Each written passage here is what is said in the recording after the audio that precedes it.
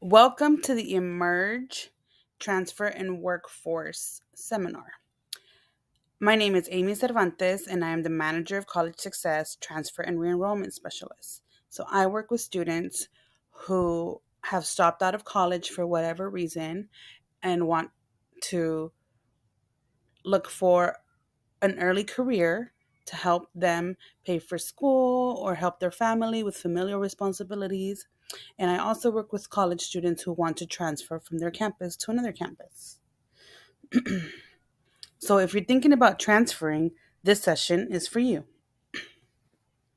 So I want you guys to meet the College Success team. Like I said, my name is Amy Cervantes. I am the manager of College Success and Transfer Re-enrollment.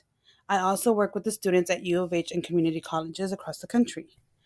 We also have our Director of College Success, Saira Alanis, Gary Tashima, who's our Managing Director of Alumni and College Success, Selena Martinez, Manager of College Success, and we have a new person on the team who helps students in the Southwest region. His name is Jamal Hakegood.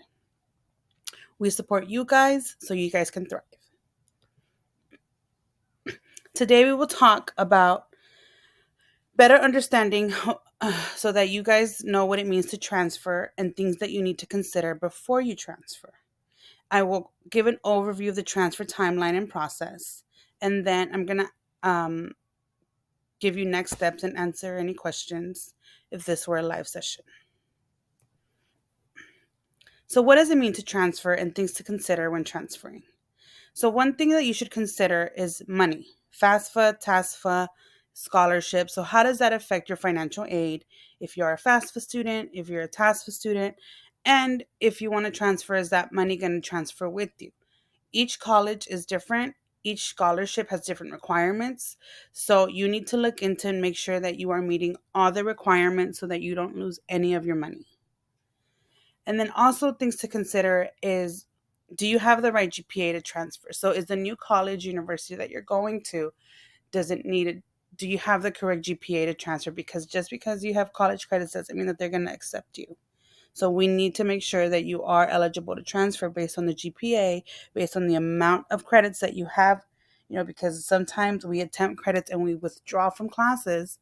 So those credits are not earned.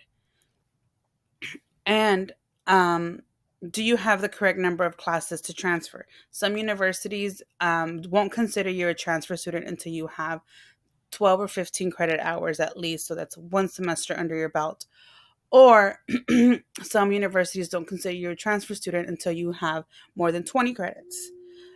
So please make sure that you are looking at the university, the new university that you're considering, that you're looking at the requirements. And then another thing to consider is housing. Are you planning on living on campus or off campus at home with someone else? Because depending on the city that you're transferring to, that's an additional cost to you.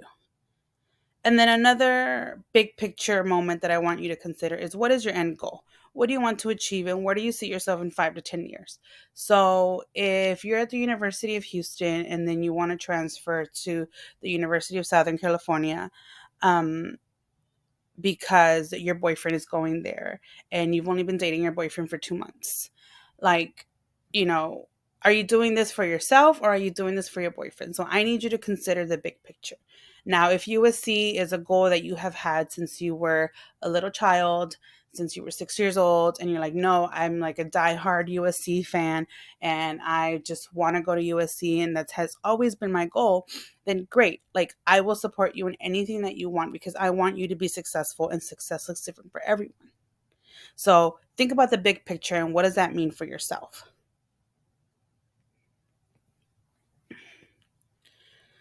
So I already talked about FAFSA, but just to hit some things, make sure that you add your new school to your FAFSA if you are FAFSA eligible. Before you withdraw from your current university to transfer to your new university, you need to make sure that your balance is zero, because schools will not release final transcripts, from the classes that you did take to your new university until you pay them off. So please make sure that your balance is at zero. And if not, then you need to come up with a payment plan because you cannot transfer without that final transcript. And then, are you meeting SAP requirements? SAP is satisfactory academic progress, based off of FAFSA requirements. So, typically in the past, it has been you have to have a 2.0 in order to be eligible for FAFSA. Um, some universities have skewed that and have lowered it actually to 1.75, I believe. But please check with your university and the incoming university that you are going to make sure that you are meeting SAP requirements. And then you need to consider, when is the FAFSA transfer deadline, because there are different deadlines for regular students, for incoming students, and for transfer students. So please make sure that you are meeting those deadlines. If you are a TASFA student, you need to make sure that, does your school consider accept a TASFA? Is it online or is it a paper copy? And when is this TASFA deadline? Because like I've mentioned before, these deadlines are different now that you are a transfer student. And then your scholarship. Does your outside scholarship transfer with you, or is that only specifically to your college? And will they allow you to unenroll? And other things to consider is, what scholarships does your new school offer? Because there are some scholarships that are eligible for transfer students. So make sure that you look into those. And then please make sure that you're also considering the deadlines for those scholarships. Academics. So you need to consider your overall GPA. And you also need to consider and figure out, are you on academic probation? Have you been expelled from your current university because of your academics? What credits are you missing? Because if you're transferring as an engineer student and you haven't even taken Calculus 1, and that is a prerequisite that you need to go into your major at your new university, you might have to take that at a community college, and we need to talk about that plan. We also need to consider how many credits you have. So, like I've mentioned before, some schools will not consider you a transfer student unless you have at least 12 credits. In some cases, 24 or 32 credits. So, please make sure that you have the correct amount of credits earned. And I say earned because there's a difference between an attempt credit and earned credit. So, attempted credits is that you tried taking 50 credits. I know that's a little bit exaggerating, but you only earned 32 because you withdrew from 4 classes. I don't know. So please make sure that you're looking at your transcript, and if you don't know how to read your transcript, schedule a meeting with me so that I can help you read the transcript. And then when looking at the credits, do you have too many credits or too little credits? Like, believe it or not, there is a such thing as having too many credits.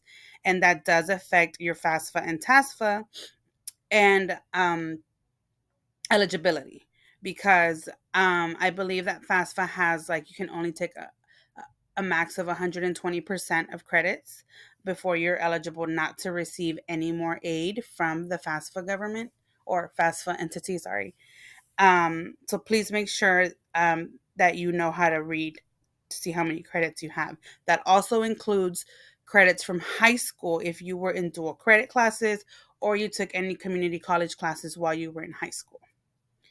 And then I also want you to think about, how does this affect your scholarship or FAFSA? Um, you know, is this specific college, or do your credits, does that affect, like, you leaving or transferring? Is that going to look bad? Is that going to are you going to have like a gap? And then I want you to think about the degree plans for the school that you're considering. Do they have your major? Because you might think, oh, you know what, I'm going to go to UHD because I wasn't doing so well at Northeastern University, so now I'm going to go to UHD. Okay, that's great, but you were majoring in computer science at Northeastern, and now you're majoring in computer science, but UHD doesn't offer that. They offer information technology, which is just something completely different. So please make sure that you're looking at your degree plan when you're considering a new school. Um, and then assessing credit transfers. So look at the degree plan to see if your incoming institution is going to accept the credits that you already took and earned, because that's money you paid for, right? That's money and time that you took at your initial university. So when you are transferring from a Texas school to another Texas school, there's actually something called the Texas Common Course Numbering System, um, meaning the course naming convention should equal the same. And there's this website, it's called tccns.org, and you can actually put in the course website on the website, the course name on that website, and see if your new institution is going to accept that credit. If you're transferring from out of state to Texas, from an out of state university to Texas or to another out of state school, you can compare degree plans with your syllabi.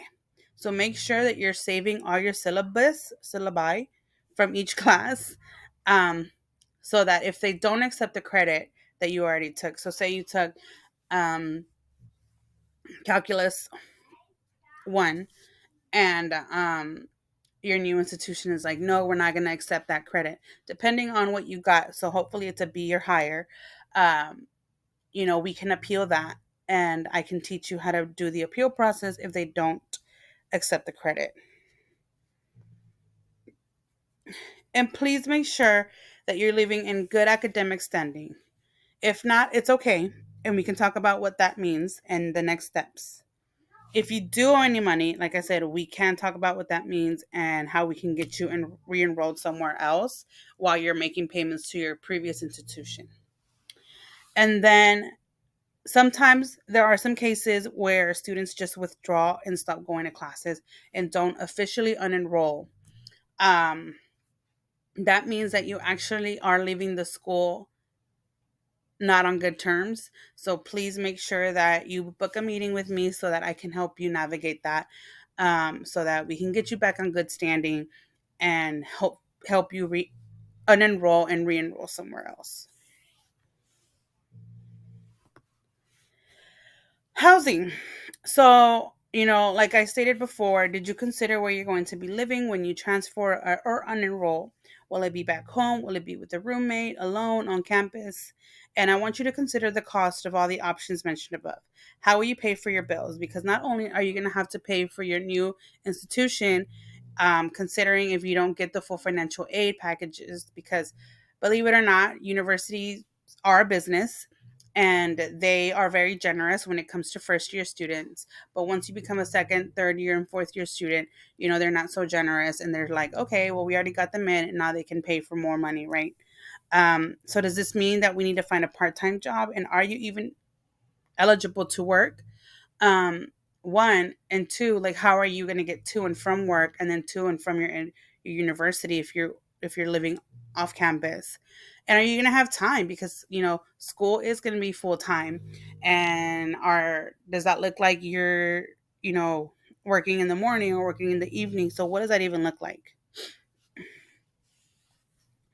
But overall, I don't want to overwhelm you. I want you guys to think about the big picture, because Emerge is here to help. I'm here to help you reach your full potential.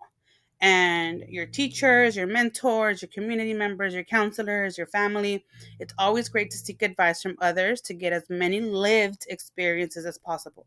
But please remember, these are their experiences. It is not your experience, and it doesn't mean that it's going to happen to you, right? Do not hesitate to reach out and ask for their opinion. It is an opinion. Um, and your family has dreams and aspirations for you. So they may also have responsibilities and social pressure. But I also want you to remember that your family is there to support you. And ultimately, the choice is up to you. You're making the right choice for yourself, not for your mom, not for your dad, not for your tia, not for the neighbor across the street, not for your novio, not for your novia. You know, you're making the choice for yourself. So, just a quick overview of what the transfer timeline looks like. And this is all very subjective. Things can change at any moment in time, especially now with the better FAFSA, right? It's a new year. So, typically, application seasons right now to transfer happen during the summer. And most applications are submitted by mid October. Some selective colleges applications are due like starting October 15th if you want to transfer. Majority of the selective applications due for, if you want to start of the fall of the following year. So like going into 2025, applications are due October 15th, November 15th. The latest I've seen is December 15th.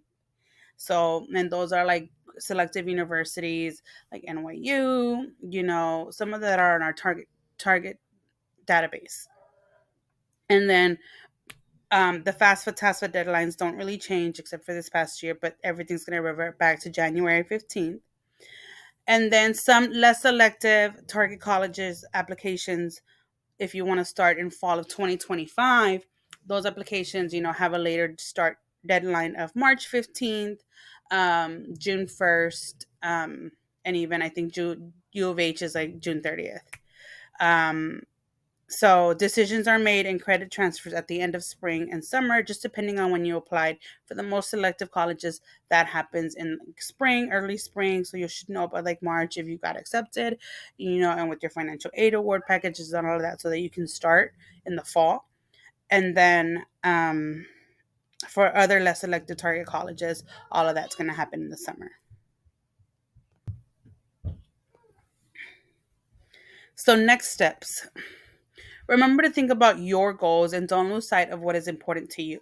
If you don't know what your next steps are, reach out and we can talk about that and what that looks like. I love to be a great thought partner. I like to ask what if and difficult questions.